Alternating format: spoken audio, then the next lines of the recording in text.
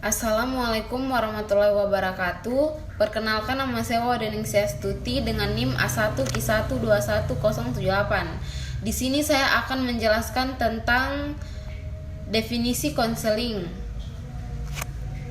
REB. Pendekatan definisi konseling REB ini pertama dikenalkan dengan nama rasional terapi oleh Albert Ellis pada tahun 1955, kemudian dirubah namanya menjadi rasional emotif behavior therapy. Pada tahun 1993, Nelson John, pendekatan ini lebih menekankan pada proses berpikir. Konseli yang dihubungkan dengan perilaku dan kesulitan psikologis, juga emosional yang dialami konseli. Manusia dianggap sangat jarang menampakkan emosi tanpa didahului berpikir. Hal ini karena perasaan yang timbul dipengaruhi oleh persepsi yang muncul terhadap suatu peristiwa atau situasi yang spesifik. Rasional emotif behavior terapi adalah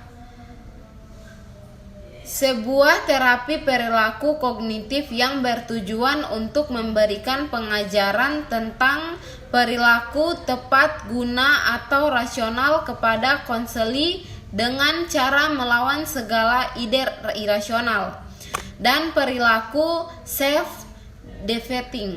Jones juga berpendapat bahwa seseorang dikatakan rasional ketika ia memiliki kemampuan untuk berpikir, merasakan dan berperilaku dengan cara yang menunjukkan pada pencapaian tujuan, bukan menghambat tujuan yang ia inginkan. Dari beberapa pengertian di atas, peneliti menyimpulkan bahwa yang dimaksud konseling rasional emotif behavior terapi adalah satu pendekatan konseling yang mengutamakan layanannya pada perubahan konsep berpikir konseli dari yang irasional menjadi lebih rasional. Pada konseling REBT, konselor membantu konseli untuk berperilaku tepat guna dengan cara menghilangkan segala konsep pemikiran yang tidak logis.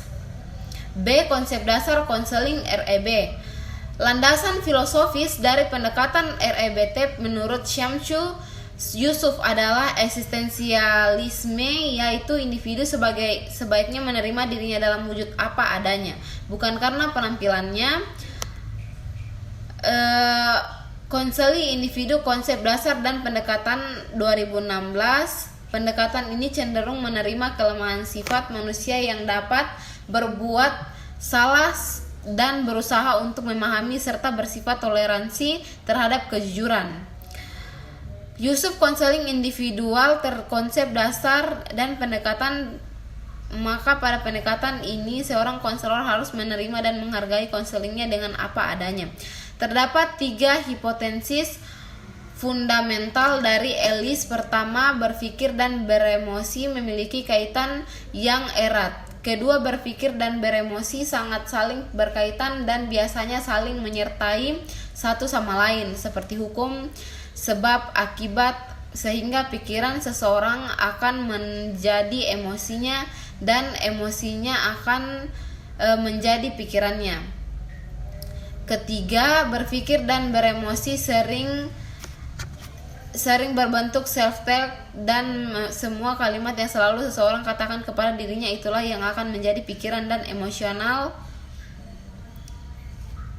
dan emosinya. Jadi dapat disimpulkan bahwa segala perilaku dan kesulitan psikis atau emosional yang dialami seseorang sangat dipengaruhi oleh kebenaran proses berpikirnya dan perilaku sebaliknya.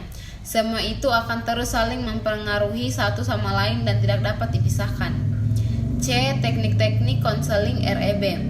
Berdasarkan pada hakikat konseling rasional emotif behavior serta tahap-tahap yang dilakukan dalam prosesnya, maka REB mengembangkan dan mengaplikasikan teknik-teknik khusus konseling.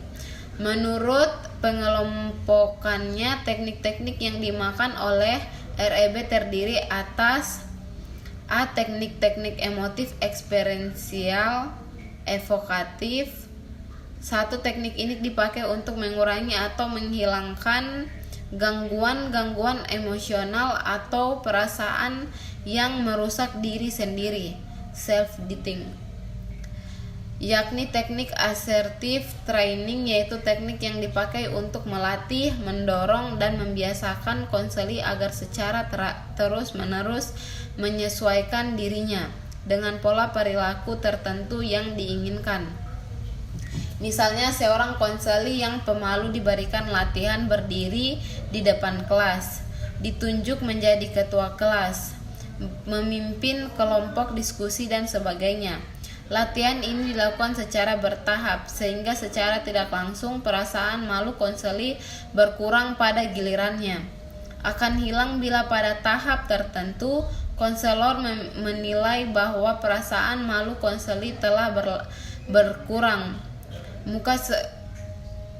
Selanjutnya diberikan informasi penyadaran bahwa sesungguhnya perasaan itu disebabkan oleh penilaian dan persepsinya terhadap dirinya sendiri.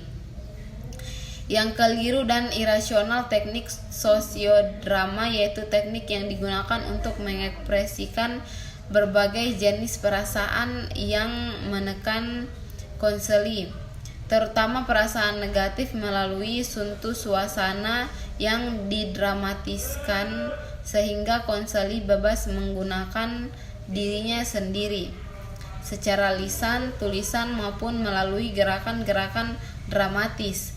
Teknik ini dilakukan untuk melatih perilaku verbal dan nonverbal yang diharapkan dari siswa. Dengan teknik ini diperlukan seorang konselor yang ahli di bidang bahasa. Itulah hasil penjelasan saya. Saya ucapkan wabillahi taufiq walhidayah. Wassalamualaikum warahmatullahi wabarakatuh.